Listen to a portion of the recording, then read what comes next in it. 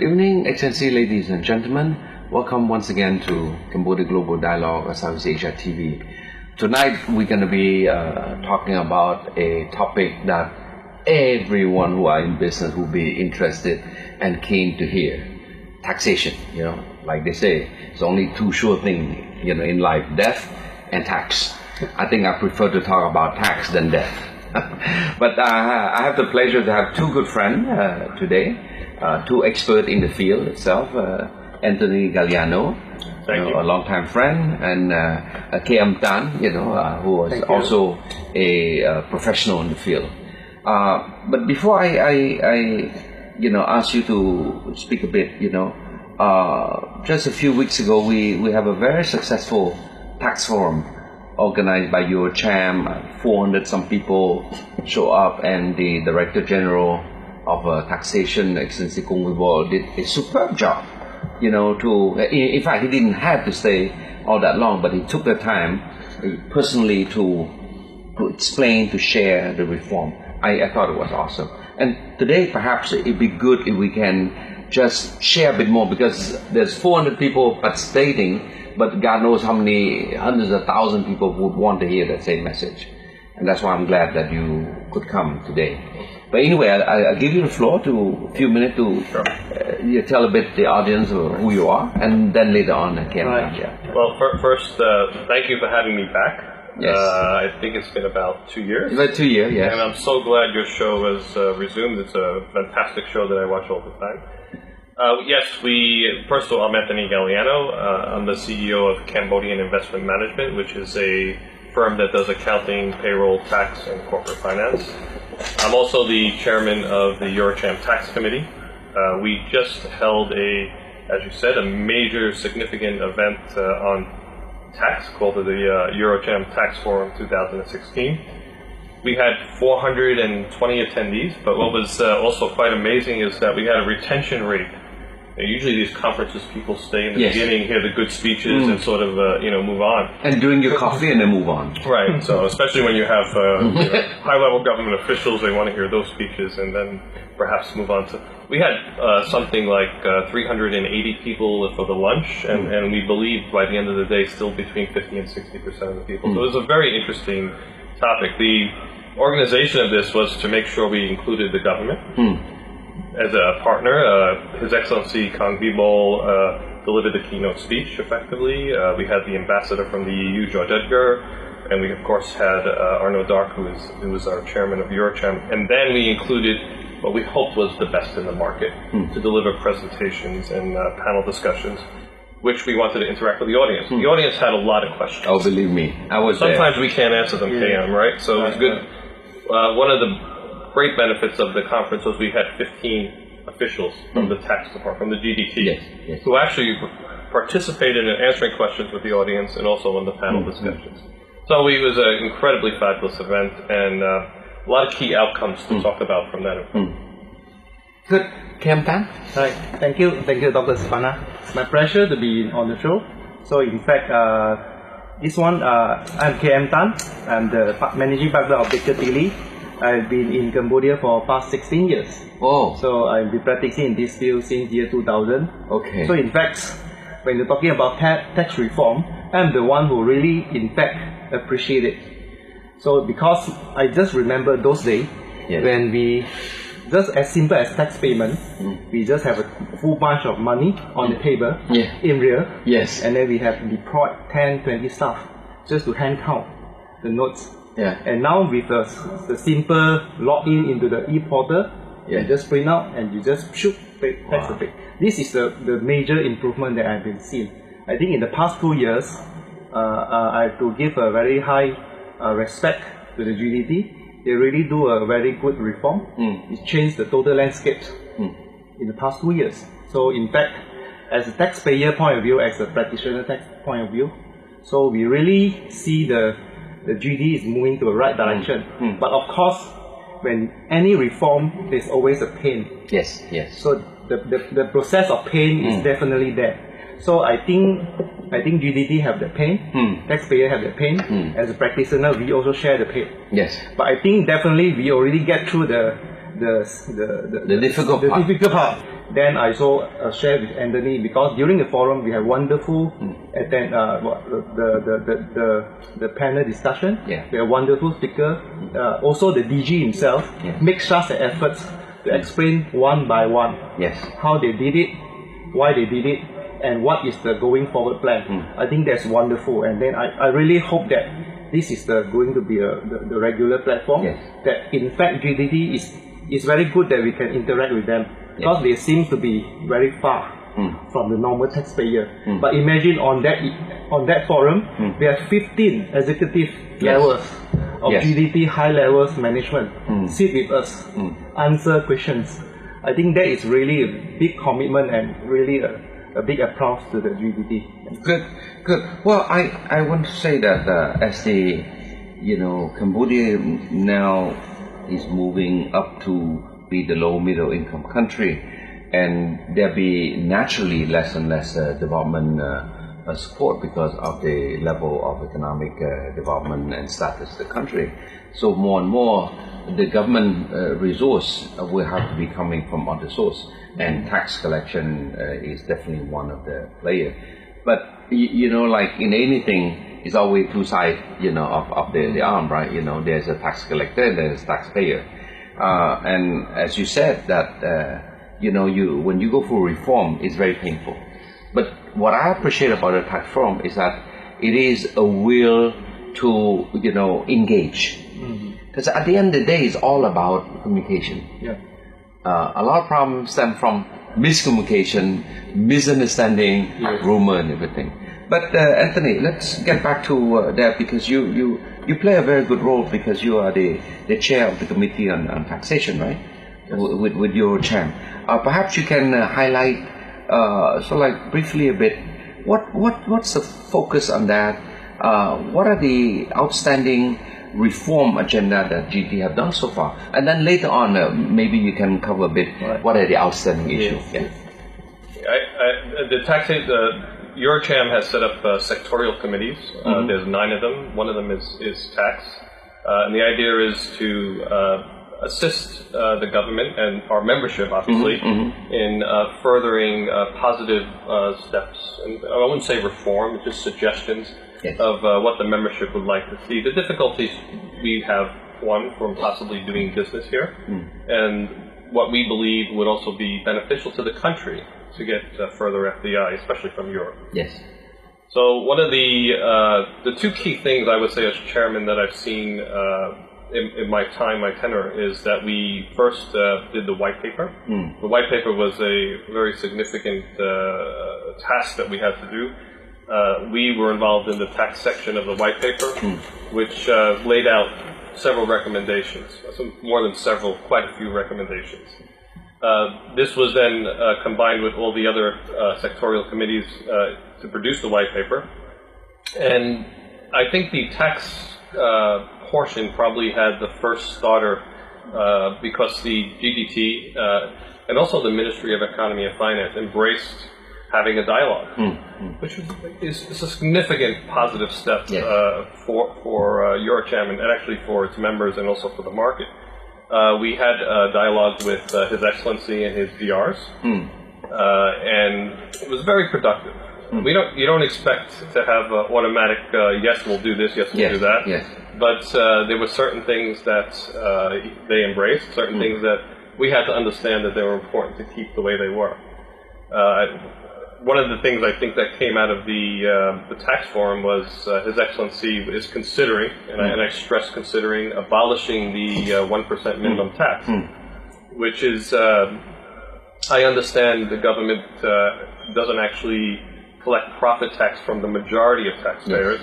That's sort of a safety net, just in case there is some companies that actually do report profit but don't actually have a profit but don't report it. So that 1% is something that the government gets. So His Excellency basically said, if we have transparency, if we have audited financials, we would consider. Certainly. So it's two-way street. Yes, and that's absolutely right. I mean, absolutely right. Since the overwhelming percent of taxpayers do not report profit tax, if you want to have that elimination of that benefit, then certainly you have to work for it. And the fact that you have audited financials, which most markets people do, if they're a large enough company or a medium-sized company, then the GDP we're considering abolishing. I think the second thing in terms of what we've done in the tax committee was to have this forum. A lot of preparation was involved. We wanted to make it a major market event, and by the success of the attendance and the participation, it was. So that's been sort of my contribution, and the committee's contribution, obviously, to the Eurocham's tax committee. Well, Kim, I mean, as a practitioner, for the last 16 years, you have witnessed from your previous anecdote the convenience of moving from cash-based into a fintech IT thing, which is now the fad of the day now. Everybody talking about fintech, automation. What have you seen, in your years in practicing Cambodia? What are the major developments you've seen that the tax department have reformed, particularly under the new leadership of the Director General Hong Bo? Yes, I think to simplify the matter, I will summarize into 4 points. The 4 main reforms that already they're done by the GDT. The first thing, of course, is the e-registration. And they register all the taxpayer through the electronics, all the records, and require all the updates by taxpayers. And I think that will help them to identify who are the good taxpayer, who are the passive taxpayer, who are the one that newcomer, to make sure that they are identified.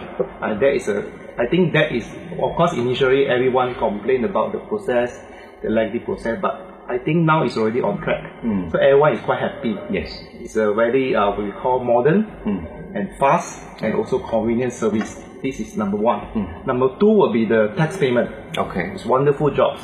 Those days, just like what I explained just now. Now, with the click of mouse, you can really print out the payment slip and you just do the bank transfer and that payment is done. So I think I'm looking forward for the future, the automation of the also tax payment together with the online filing. That will be the second step, which we already hear heard about the DG. He mentioned about in the forum.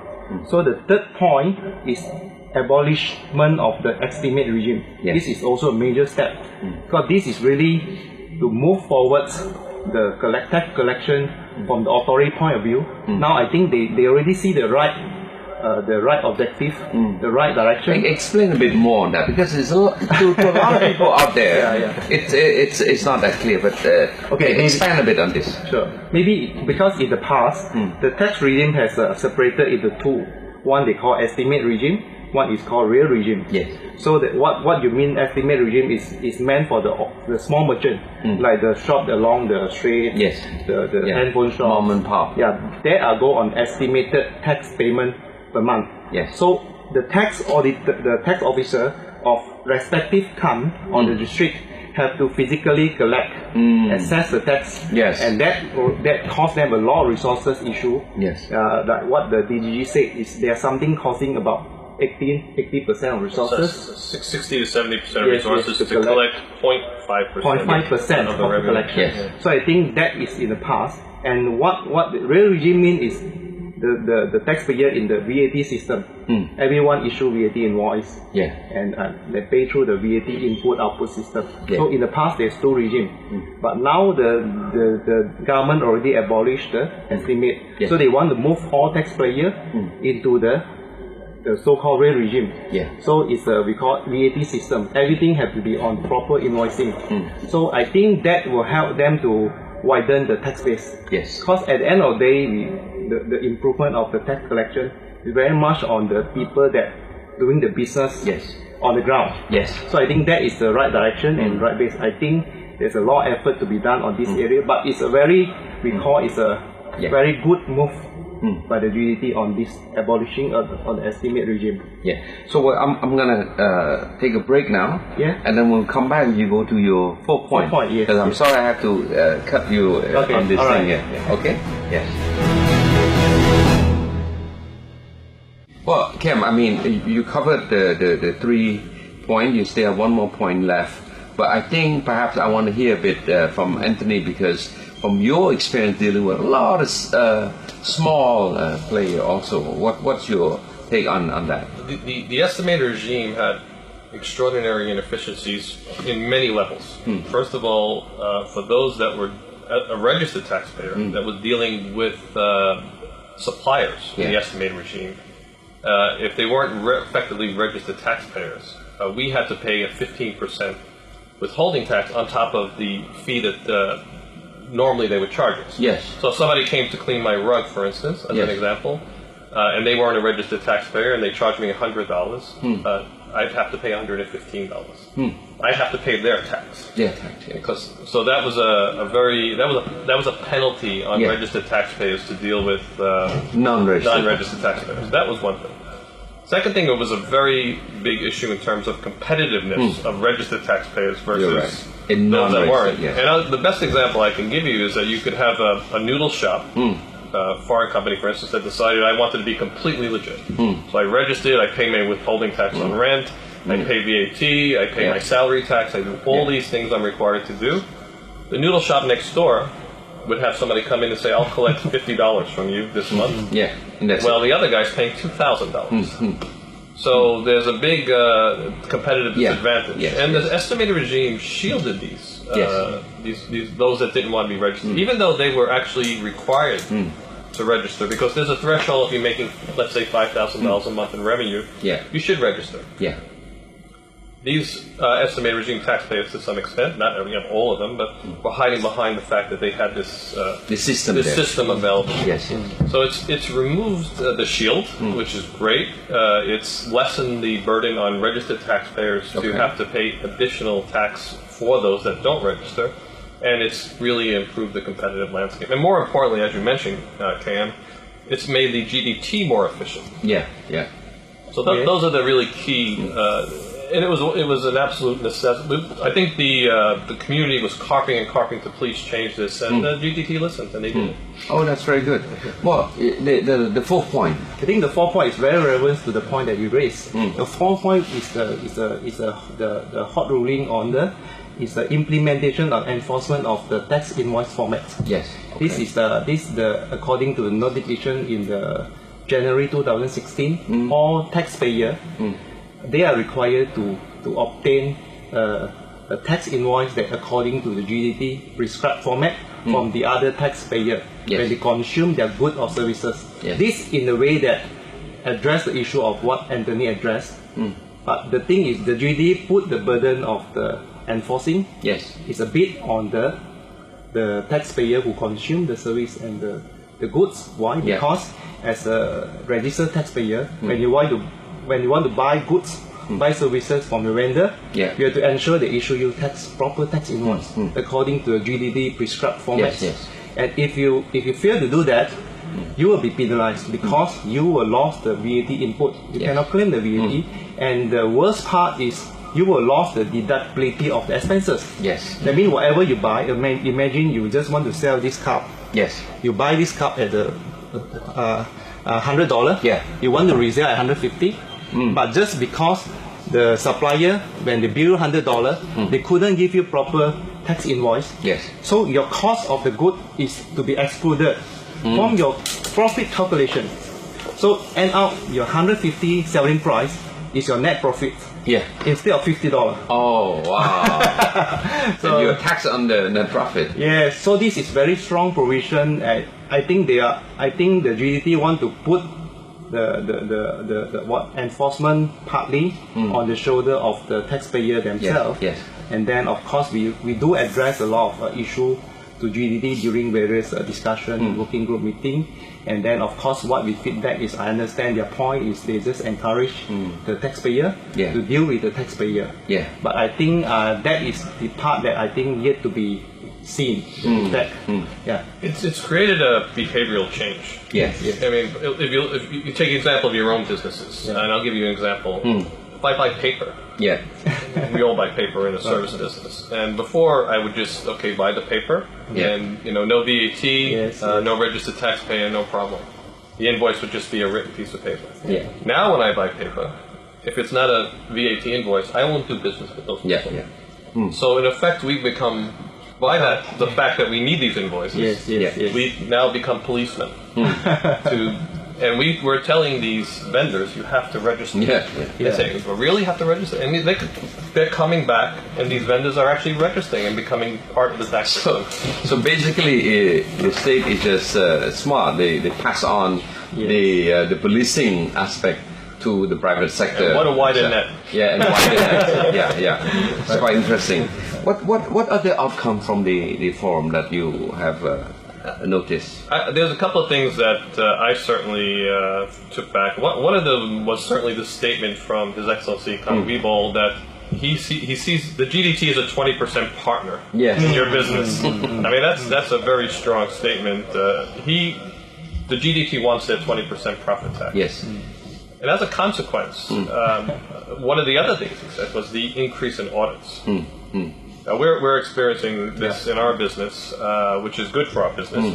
We won't take light of that, but the audits have increased almost 400% since 2014. And the GDT is effectively on track to do 3,000 audits this year. So those that have escaped having being audited in the past, it's very likely you'll face an audit this year or next year, or if you haven't already, and you possibly two. We've experienced with our clients certainly 2 audits at one time, doing 2 years at one time. So that is a very difficult process for anybody involved, even the GDT. And it usually will result in some sort of assessment and additional tax, because nobody's perfect. So that's improved the coffers of the GDT, and it's also improved the fact that people will now be more they'll be reluctant not to be compliant because they know they're going to be policed. So that in itself encourages more tax paying. So those were some. The widening of the tax base for sure was clearly a very key outcome. One of the statistics that hit me was that the street-to-street surveys that the GDT is doing. And that's amazing. Actually, I've had clients tell me that the GDT's policing streets 10 o'clock at night, checking restaurants, and just to make sure they have their registration documents. So the GDT came out and said, we will go door to door. We will check that you're actually registered. We will check your constitutive documents. And if you're not registered, we're going to register you. But they still said 50% in a particular tax district was not registered. You're kidding. So the upside for additional taxpayers is tremendous, it's significant. Well, which to me, look, at the end of the day, right, I mean, the state cannot function without revenue. And I always stress, particularly as I mentor the younger entrepreneur, right, that paying tax, aside from being a duty, a legal obligation, is a civic, duty, because you are contributing, to the development of the country infrastructure as a whole, right? How can the state finance a library, a school, whatever? It has to be coming from a tax base. But what I stress more for entrepreneurs is that they have to consider a third, probably the most important point for them, which is it is an investment. Because, Cambodia now is part of ASEAN, right? So a lot of merger acquisition. A lot of companies come into Cambodia, they look to find a partner, they want to buy a share, they want to team up. And guess what? I'm a lawyer. We do due diligence on the legal side. You do financial due diligence. And guess what? They want to see your document, your tax document. You want to sell your share at this much, but when I look at your tax payment this much, how do you then justify? So I think this notion that, look, paying tax, eventually I make it back, but in far more multiplier effect, it's also a good indication. I think we have a cultural shift. Cambodia, and again, some of the outcomes was that the tax departments are becoming more user-friendly, becoming easier to deal with. I think certainly by widening the tax base, we're trying to bring in the population. There's a huge amount of people out there yet to pay tax. And I think not to have an imbalanced opinion, but it's still, if the statistics say foreigners are paying the majority of tax, and that shouldn't be the case. Yes. We've been here a long time. We've become semi-Cambodian, if not Cambodian yet. We want to see the country grow. Yes. We don't want to have a donor economy. Yeah, I agree. I agree totally. After 20-some years, we should not have to be so dependent. We don't want to rely on Chinese investment or Japanese donors. I mean, we want to have our own tax base that funds our budget. We're almost there, though. Yes. We're probably about 80 to 85% there on the tax base to fund our own budget. That's something really to be proud of. But I want to add on what I just said earlier, is that you have now the development of the stock market also. And access to finance matter. Access to resource out there matter, particularly through the IPO process, right? And this is not incentive for entrepreneurs who want to grow one day to be a listed company. They got to start, getting their book in order. I think the tax department consider like you have a category, right? The gold category, the silver category, and then the normal category, right? The gold, silver, what they have like proper accounting book for 3 years. They have regular taxable supply. They file and pay the tax on time.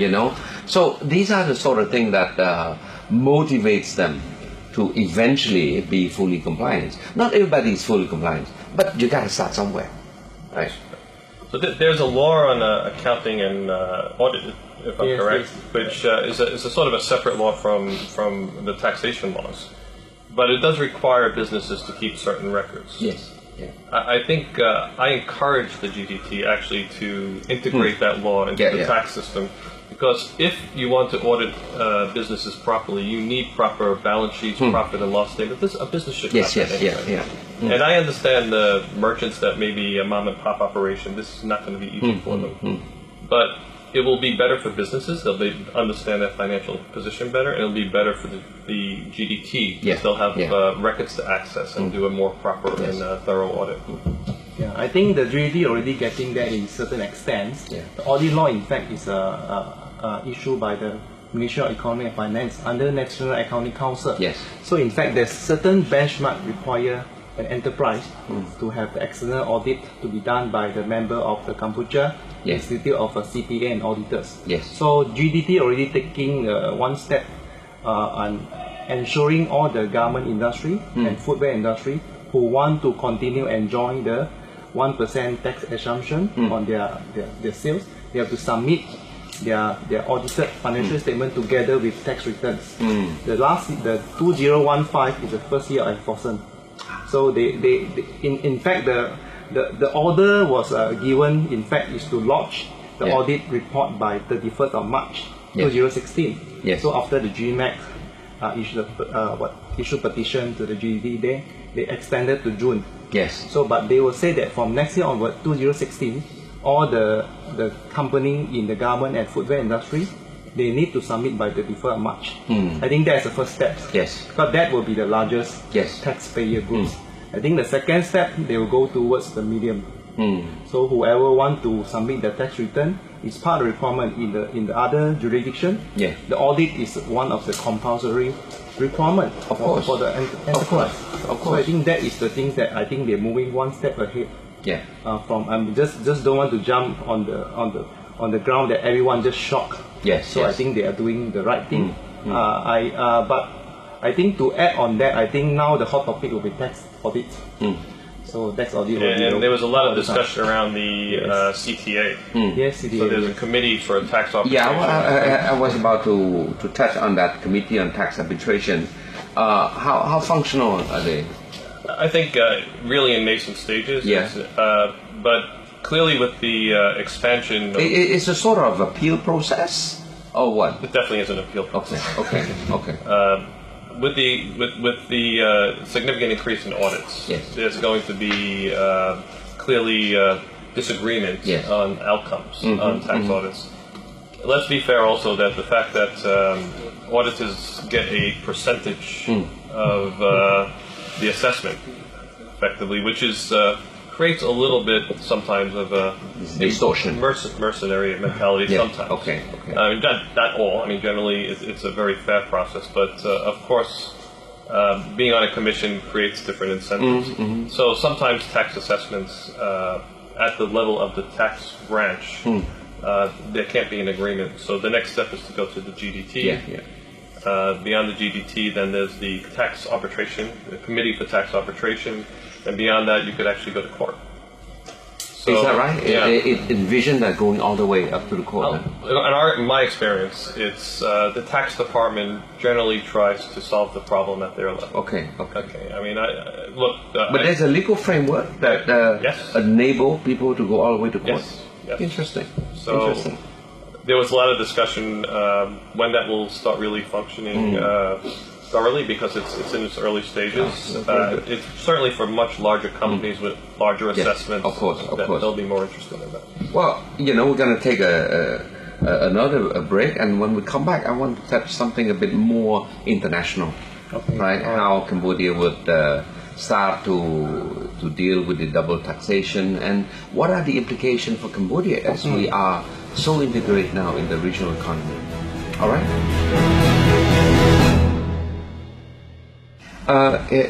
Kem Tan, one of the things that in many other countries, a lot of discussion of a country having double taxation agreement or double taxation avoidance agreement. And recently we had one signed with Singapore. My understanding that India is also considering, because at the last summit in ASEAN summit, Prime Minister Modi from India is very keen to push more Indian company to invest in the sub-region, and one of their consideration is how to strike this double tax avoidance agreement. What's your take on that? I think the double tax agreement in short form we call DTA. Yes. So it's very important for countries. So especially Cambodia as a developing country. Yeah. And I think it's a good sign they signed with the Singapore Tax Authority. Yes. Which is one of the most advanced tax regime in the Southeast Asia. Yes. So I think that will set the benchmark for other jurisdictions to sign with Cambodia. Give me some example of how does it work? So in fact, the DTA is on top of the tax law of both countries. Yes. They have signed DTA. In fact, it's we call to avoid double taxation. Yes. So in fact, just as simple as the simple example, for the country that doing business with the Cambodia without DTA, for any payment, let's say for the overseas subsidiary, to pay a dividends or royalty back home to their holding company, under the current law on taxation of Cambodia, you have to pay withholding tax 14%. Yes. So with the DTA in place, that will reduce to 10. So it's immediate saving of 4%. Yes. That will trigger the foreign direct investment into Cambodia. Because they don't need to bother a lot into all the structuring of transaction. They just take it as 10% as the exit tax. Yes. So that is very encouraging. And so also you call it exit tax in a way. Exit tax. So another part will be on we call the capacity building. Yes. Because that will encourage the movement of the specialists or professional to the Cambodia. Because with the DTA, so it depends on their residential, it's quite complex. I don't want to elaborate here. But in the way that under current framework without DTA, so the professional, either as individual or also sent by consulting company, may subject to double taxation. When they deducted at source, when they get paid in Cambodia, back home they also got assessment.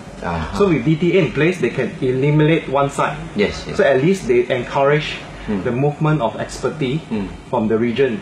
So I think there's from the point of economic point of view and also capacity building point of view, DTA is definitely is very important for a country to grow. In ASEAN, are there a lot of DTA signed among ASEAN countries? Yes. I think as Malaysia as an example, I think they have the most DTA with most of their trading partners. Okay. So I think that is going to be. I think Malaysia is a close partner to Cambodia. I believe with the Singapore DTA, is very compatible in their ASEAN version DTA. Okay. So I think GDT are moving into one of the very smart move by signing DTA with Singapore. That already set the benchmark and the milestone. Do you see eventually in the context of the ASEAN, there will be a ASEAN DTA? ASEAN DTA, I think the DTA, is more like, it's quite compatible throughout the world. I think the spirit of DTA is, I think ASEAN DTA, I don't see there will be so-called ASEAN DTA. Yes. I think they were adopting the similar framework. Mainly bilateral DTA, but along the same line. Yes, along the same line. Okay. Anthony, what's your take on that? I think it's a necessary, fundamental building block for having interrelated tax systems. You summarize it perfectly, but for me, the main incentive is getting foreign investment. Yes. I mean, to be fair, to treat it fairly versus other countries. We always want to be a destination where FDI wants to come.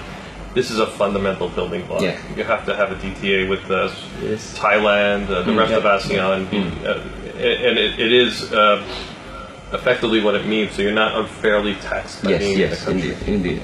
Well, that's good. But looking a bit to the future, what do you see? What are the area you think the DTA, not the DTA, but the Department of Taxation can do to facilitate what you just said?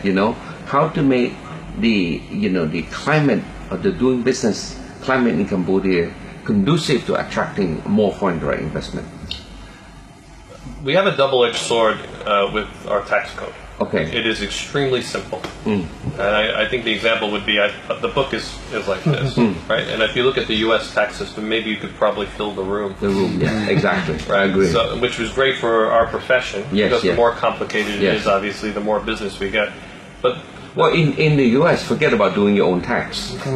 You just go to HR block and just when they finish printing for you, you just don't know what it is. You just sign and trust that the taxman, the tax preparer, know what hell's doing. It's very true. One of the funny things about the U.S. tax system, on a form they'll tell you how long it will take you. So it could be, this form will take you 3 hours to read, prepare, and so forth. So if sometimes you look as a UX taxpayer and you say, I have to fill out these 10 forms, and you kind of say, this is going to take me a month. So it's scary at that point. But the double-edged sword is the tax system being very simple is fantastic in a sense that people understand it better. It's not that complicated. It's easier to do your taxes. On the other hand, being simple is there's not a lot of incentives.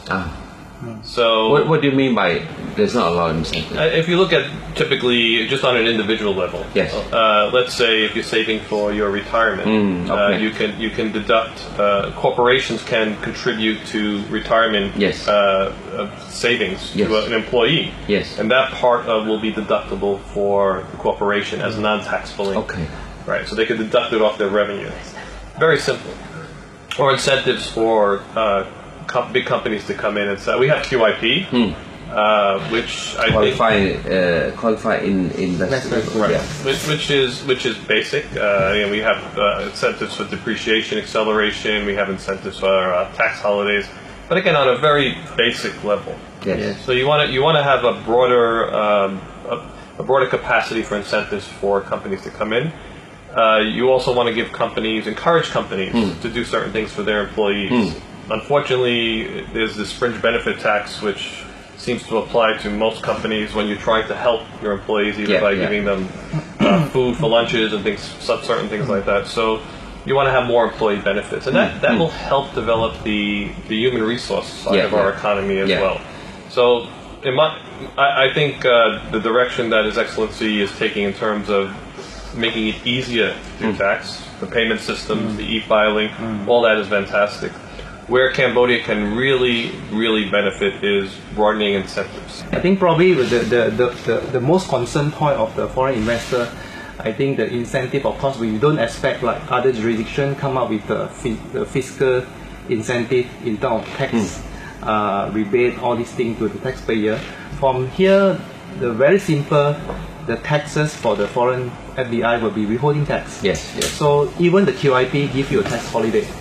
You enjoy zero rate tax for the certain years.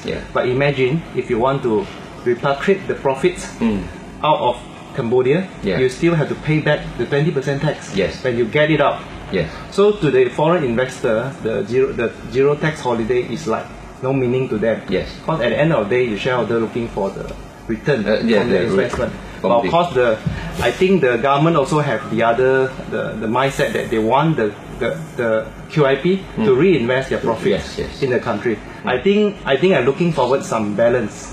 We don't expect the total wave, but at least when they repatriate, if QIP maybe they can repatriate at reduced rate, say 10 or whatever.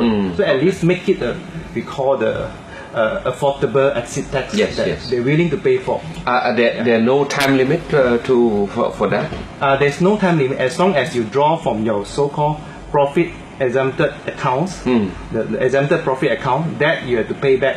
Whenever you're out of country, you pay back the tax that exempted. So that is the one that in fact is quite a major drop, the setback for most of the investors when they read this part. The Article 20, in fact, they don't know a lot of the foreign investors. I think also probably a holiday on dividend tax as well. So if you're making an investment here in the country and it's quite significant, and you finally get some payoff. The fact that as a foreign investor, if I'm not a resident, I have to pay 14% tax overseas, that doesn't give me an incentive if I have to pay this. Double taxation treaties will eliminate some of that problem. I'd like to see it more on the employee side. Okay. Encouraging savings for retirement, child allowances. I mean, all the things we have in the Western countries, which are quite complicated to some degree, but it helps develop the human resource side of our economy. Okay.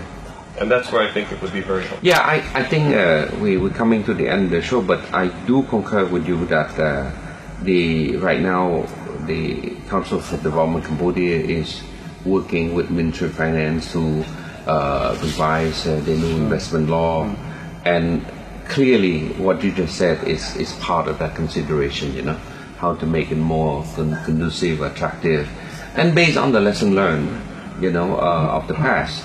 And the work of the General Department of Taxation is definitely a major contribution to do that.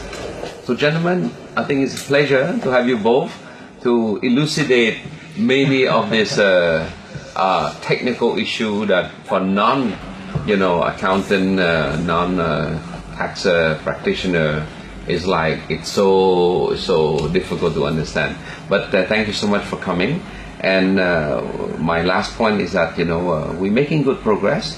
We should support more the work of the Congribal for taking this active stand to reach out to the private sector.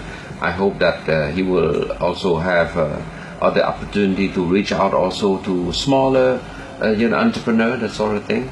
But we are on the right track, and you gentlemen are making some very good contribution, at least in terms of disseminating all this information. So all right. So on that note, Anthony, thank you so much. Thank you so much. Yes. Okay. So, Excellency, ladies and gentlemen, let me just say I hope you have a good, a better, or at least a better understanding on what's happening in the tax reform. It's a lot of good work in place, but there are other work that need to be done, and we can only encourage the Department of Taxation to continue this good work.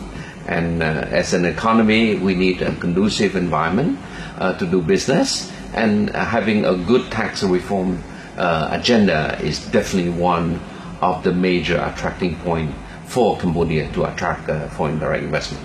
So on that note, good night.